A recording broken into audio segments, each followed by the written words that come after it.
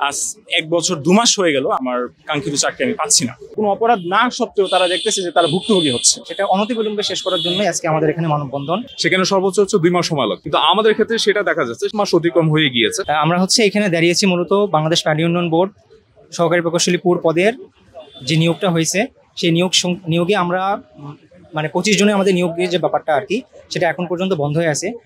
সেই 14 মাস ধরে বন্ধ হওয়া নিয়োগ প্রক্রিয়ার ব্যাপারে আমরা আজকে দাবি নিয়ে আসছি আর কি। তো বাংলাদেশ পানি উন্নয়ন বোর্ড সরকারি প্রকৌশলী পুর পদে 2024 সালের 6 মে পরীক্ষার রেজাল্টটা বের হয়। সেই পরীক্ষার রেজাল্টে 111 জন উত্তীর্ণ হয়। এরপরে আমাদের পুলিশ ভেরিফিকেশন হয়, এরপরে আমাদের এনএসআই ভেরিফিকেশন হয় এবং সেটা রেজাল্ট বের হয় 2024 সালের 9 ডিসেম্বর। সেই রেজাল্টে 111 জনের মধ্যে 86 জনকে নিয়োগ দেওয়া হয়, আর বাকি 25 জনকে পুনঃ ভেরিফিকেশনে পাঠানো হয় এবং সেই পুনঃ ভেরিফিকেশনের রেজাল্ট আসে 8 এপ্রিল 2025 সালে। এবং তারপর থেকে আমাদের পুনঃ ভেরিফিকেশনের উপর ভিত্তি করে নিয়োগ কার্যক্রমটা এখন পর্যন্ত শেষ হয় নাই। 3 মাসের অধিক সময় ধরে আমরা পানি উন্নয়ন বোর্ডে যোগাযোগ করেছি, পানি সম্পদ উপদেষ্টা রিজওয়ানা হাসানের সাথেও আমরা কথা বলেছি, কিন্তু তারা কোনো ধরনের সদুত্তর দেন না। এবং এই নিয়োগটা কবে শেষ হবে তাদের কাছে বারবার দাবি জানানোর পরেও তারা সেটা আসলে সম্পন্ন করেন না। তো সেটা সম্পন্ন করার জন্য, সেটা অনতিবিলম্বে শেষ করার জন্যই আজকে আমাদের এখানে মানববন্ধন।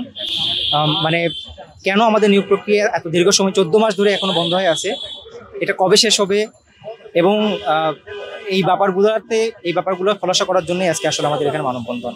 পানি উন্নয়ন বোর্ডের বুয়েটে রিটেন পরীক্ষা অনুষ্ঠিত হয়। সেখানে 6000 জন পরীক্ষার্থী ছিল, তার মধ্যে চূড়ান্তভাবে 111 জন সুপারিশপ্রাপ্ত হয়। আমার মেধাক্রমে এর মধ্যে প্রথম ছিল, কিন্তু জানি না আসলে কোন অপরাধে আজ 1 বছর 2 মাস হয়ে গেল আমি এখনো আমার কাঙ্ক্ষিত চাকরি আমি পাচ্ছি না। কোনো অপরাধ না থাকা সত্ত্বেও তারা বলছেও না যে আমার অপরাধটা কি, তারা হাও বলছে না, নাও বলছে না। আমার সাথে আরো অনেক আছে যারা বেকার হয়ে বসে আছে, তারা জানে না যে তার অপরাধটা কি এবং তারা একটা জিনিসে আশায় বসে আছে, কিন্তু তারা কোনো অপরাধ না সত্ত্বেও তারা দেখতেছে যে তারা ভুক্তভোগী হচ্ছে। তো এই খুবই মূলত হচ্ছে আমাদের আজকে দাঁড়ানো। আমাদের একই পদবীর যে পরীক্ষাগুলো নিয়োগ পরীক্ষা ছিল সেখানে সর্বোচ্চ 2 মাস সময় লাগে, কিন্তু আমাদের ক্ষেত্রে সেটা দেখা যাচ্ছে সেটা কিন্তু 7 মাস অতিক্রম হয়ে গিয়েছে। এবং আমাদের কিন্তু পুনঃতদন্তের যতগুলো স্টেপ ছিল সবগুলোই কিন্তু কমপ্লিট, ফাইলগুলো কিন্তু সবগুলি চলে এসেছে।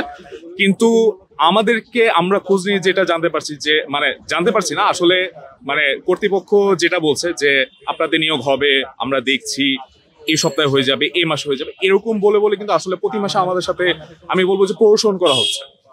এটা আসলে আমরা কর্তৃপক্ষের কাছে আসলে আমাদের কাম্য না।